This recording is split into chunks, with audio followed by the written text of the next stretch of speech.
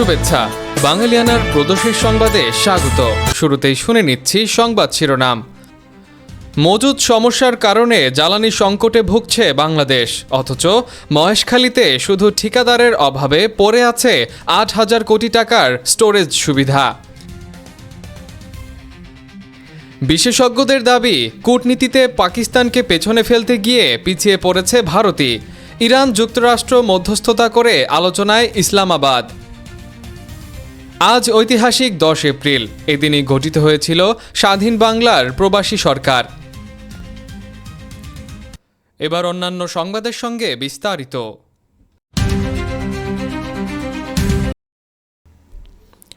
সাগরে বড় জাহাজ থেকে সরাসরি পাইপলাইনে তেল খালাস ও পরিবহন করতে ৮,০০০ কোটি টাকার বেশি খরচে কক্সবাজারের মহেশখালীতে নির্মিত বিশাল অবকাঠামো দীর্ঘদিন ফেলে রেখেছে বাংলাদেশ।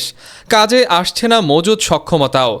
সিঙ্গেল পয়েন্ট মুরিং বা এসপিএম প্রকল্পে অবকাঠামোর নির্মাণ কাজ ২০২৪ সালে শেষ হলেও শুধু অপারেটর নিয়োগ করে সেটি এখনও চালু করা যায়নি।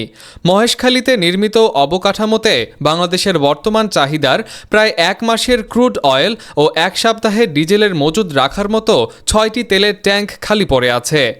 এই অবকাঠামো পুরোপুরি কাজে লাগাতে পারলে সাগরে তেল খালাস ও পরিবহনে বছরে ৮০০ কোটি টাকার মতো সাশ্রয় হওয়ার কথা।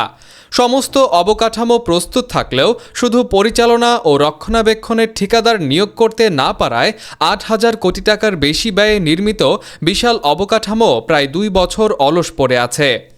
এসপিএম পরিচালনার জন্য দক্ষ অপারেটর প্রয়োজন, কারণ বাংলাদেশে এ ধরনের অভিজ্ঞ কোনো অপারেটর নেই। জ্বালানি বিভাগ জানায়, পরিচালনা ও রক্ষণাবেক্ষণের জন্য ঠিকাদার নিয়োগ না হওয়ায় পাইপলাইনে তেল খালাস ও পরিবহন এবং মজুদ অবকাঠামো চালু করা যায়নি। তৎকালীন আওয়ামী লীগ সরকারের সময়ে বিদ্যুৎ জ্বালানি বিশেষ বিধান আইনে বিনা দরপত্রে চীনের মাধ্যমে প্রকল্পটি বাস্তবায়ন হয়েছে। নির্মাণ শেষে এসপিএম এর অপারেশন ও মেইনটেনেন্স বা পরিচালন ও রক্ষণাবেক্ষণের ঠিকাদার নিয়োগও বিশেষ আইনে দরপত্র ছাড়াই কার্যাদেশ দেওয়ার নীতিগত সিদ্ধান্ত নেয় সরকার। তবে অন্তর্বর্তীকালীন সরকারের সময়ে বিশেষ আইনটি বাতিল করলে পরে আর সেই চুক্তি হয়নি। পরে উন্মুক্ত দরপত্র আহ্বান করে অন্তর্বর্তী সরকার ঠিকাদার নিয়োগ করে যেতে না পারায় জ্বালানি তেলের এই গুরুত্বপূর্ণ প্রকল্পটি আর চালু হয়নি।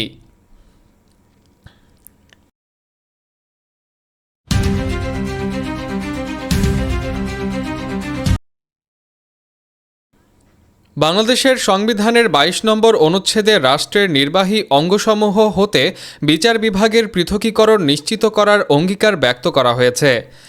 এই সাংবিধানিক নির্দেশনা বাস্তবায়নে ১৯৯৯ সালে ঐতিহাসিক মাসদার হোসেন মামলার রায়ের ২৬ বছর পর গত বছরের ৩০ নভেম্বর অন্তর্বর্তীকালীন সরকার সুপ্রিম কোর্ট সচিবালয় অধ্যাদেশ জারি করে। এর মাধ্যমে বিচারকদের নিয়োগ, বদলি ও শৃঙ্খলা বিধানের দায়িত্ব আইন মন্ত্রণালয় থেকে সুপ্রিম কোর্ট সচিবালয়ের হাতে ন্যস্ত হয়। তবে গত ফেব্রুয়ারিতে নির্বাচনের মাধ্যমে গঠিত বর্তমান সরকার গত ৯ এপ্রিল বৃহস্পতিবার জাতীয় সংসদে ৩টি অধ্যাদেশ বাতিলের বিল পাশ করেছে। সুপ্রিম কোর্ট সচিবালয় রহিতকরণ বিল ও বিচারক নিয়োগ রহিতকরণ বিল পাশের ফলে স্বতন্ত্র সচিবালয়ের আইনি ভিত্তি বিলুপ্ত হল। এর ফলে বিচারিক নিয়োগ ও বিচার বিভাগের প্রশাসনিক নিয়ন্ত্রণ পুনরায় আগের মতো আইন মন্ত্রণালয়ের হাতে বা নির্বাহী কাঠামোর অধীনে ফিরে গেল। সংসদে বিরোধী সদস্যরা এই পদক্ষেপকে বিচার বিভাগের স্বাধীনতার নগ্ন হস্তক্ষেপ বলে অভিহিত করলেও আইনমন্ত্রী জানান, অধিকতর যাচাই বাছাই ও স্থায়ী আইনি কাঠামো নিশ্চিত করতেই এই রহিতকরণ বিল আনা হয়েছে। ফলে বিচার বিভাগ পৃথকীকরণের দীর্ঘ প্রতীক্ষিত প্রক্রিয়াটি পুনরায় অনিশ্চয়তার মুখে পড়ল।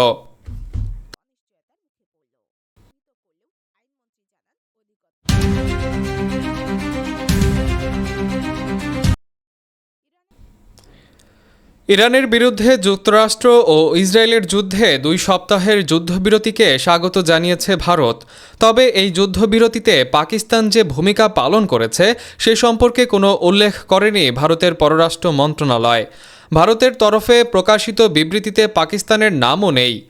বিশ্বের বিভিন্ন নেতারা যুদ্ধবিরতিতে মধ্যস্থতা করার জন্য পাকিস্তানের এই প্রচেষ্টার প্রশংসা করলেও ভারতের পররাষ্ট্র মন্ত্রণালয় তাদের আনুষ্ঠানিক বিবৃতিতে বিষয়টিকে শুধু উপেক্ষাই করেনি, ইসলামাবাদের ইরান ও যুক্তরাষ্ট্রের মধ্যে সম্ভাব্য আলোচনার বিষয়েও নীরব থেকেছে। এর আগে পাকিস্তান যখন যুক্তরাষ্ট্র ও ইরানের মাঝে মধ্যস্থতাকারীর ভূমিকা পালন করার ইচ্ছা প্রকাশ করেছিল, সেই সময় থেকেই দেশের ভেতরে সমালোচনার মুখোমুখি হতে হয়েছিল ভারতের কেন্দ্রীয় সরকারকে। বিরোধী রাজনৈতিক দলগুলো এটাকে ভারতের জন্য এক জাতীয় কূটনৈতিক আঘাত বলে আখ্যাও দিয়েছিল। অন্যদিকে বিরোধী নেতাদের সঙ্গে বৈঠকে ভারতের পররাষ্ট্রমন্ত্রী এস জয়শঙ্কর জানিয়েছিলেন, ভারত ব্রোকার নেশন বা মিডলম্যান হতে চায় না। যুদ্ধবিরতি সম্পর্কে মন্তব্য করতে গিয়ে সাবেক পররাষ্ট্র সচিব নিরুপমা মেনন রাও সামাজিক যোগাযোগ মাধ্যম এক্সে একটা দীর্ঘ পোস্ট করেছেন। সেখানে তিনি লিখেছেন, পাকিস্তানের ভূমিকা আর্কিটেক্ট হিসেবে নয়, বরং মধ্যম ও অনুঘটক হিসেবে উন্মোচিত হয়েছে। এটা ঠিক চিরাচরিত অর্থে মধ্যস্থতা নয়, কিন্তু একে রসিকতা করে উড়িয়েও দেওয়া যায় না। বিশ্লেষক Ashok Swain peace and conflict নিয়ে গবেষণা করেছেন। তিনি এই যুদ্ধবিরতিকে ইরানের বিজয় এবং পাকিস্তানের জন্য সম্মানের বলে বর্ণনা করেছেন। তার মতে, যুদ্ধবিরতি নিয়ে পাকিস্তানের সফল আলোচনা প্রমাণ করে যে তারা শুধু যুক্তরাষ্ট্র ও ইরানের আস্থাভাজন নয়, তাদের প্রতি চীনেরও আস্থা রয়েছে। বিশ্বমঞ্চে মোদি পাকিস্তানকে বিচ্ছিন্ন করতে চেয়েছিলেন, কিন্তু উল্টে তিনি ভারতকেই বিচ্ছিন্ন করে ফেলেছেন।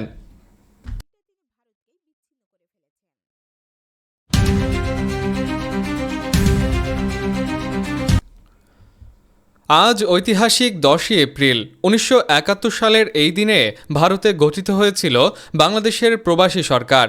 এই সরকারের নেতৃত্বেই 9 মাসের রক্তক্ষয়ী সংগ্রামের পর চূড়ান্ত বিজয় অর্জিত হয়। এই নিয়ে বাঙালিয়ানার বিশেষ প্রতিবেদন দেখতে ক্লিক করুন আই বাটনে। মধ্যপ্রাচ্যে যুদ্ধবিরতি চললেও বাংলাদেশ শিপিং কর্পোরেশনের জাহাজ বাংলার জয়যাত্রাকে হরমুজ প্রণালী অতিক্রমের অনুমতি দেওয়া হয়নি। এর ফলে কৌশলগতভাবে গুরুত্বপূর্ণ এই প্রণালীর কাছে জাহাজটি আটকে রয়েছে। আঞ্চলিক সংঘাতের কারণে জাহাজটি গত প্রায় 40 দিন ধরে ওই এলাকায় আটকা পড়েছিল। যুদ্ধবিরতির ঘোষণার পর এটি গত বুধবার সৌদি আরবের রাস আল খায়ের বন্দর থেকে যাত্রা শুরু করে এবং প্রায় 40 ঘন্টা ধরে প্রণালীর দিকে অগ্রসর হয়। 10 এপ্রিল সকালে প্রণালীটির কাছাকাছি পৌঁছালে ইরানি কর্তৃপক্ষ জাহাজটির ট্রানজিট ক্লিয়ারেন্সের আবেদন প্রত্যাখ্যান করে।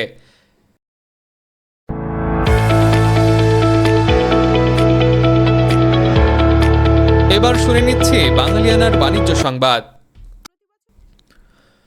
প্রতিবছর দেশের বিভিন্ন খাতে ব্যক্তি ও প্রতিষ্ঠান পর্যায়ে বড় পরিসরের কর অব্যাহতি দিচ্ছে সরকার। জাতীয় রাজস্ব বোর্ডের এ সংক্রান্ত এক প্রতিবেদনে উল্লেখ করা হয়েছে, শুধু গত 1 বছরেই এনবিআর আয়করে ছাড় প্রণোদনা বা অব্যাহতির পরিমাণ দাঁড়িয়েছে মোট 1,07,000 কোটি টাকায়।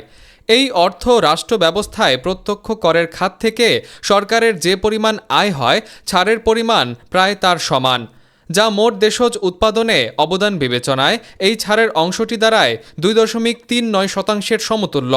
9 এপ্রিল বৃহস্পতিবার এনবিআর প্রতিবেদনটি প্রকাশ করে। এতে 2022-23 অর্থবছরের কর ছাড়ের হিসাব দেখানো হয়।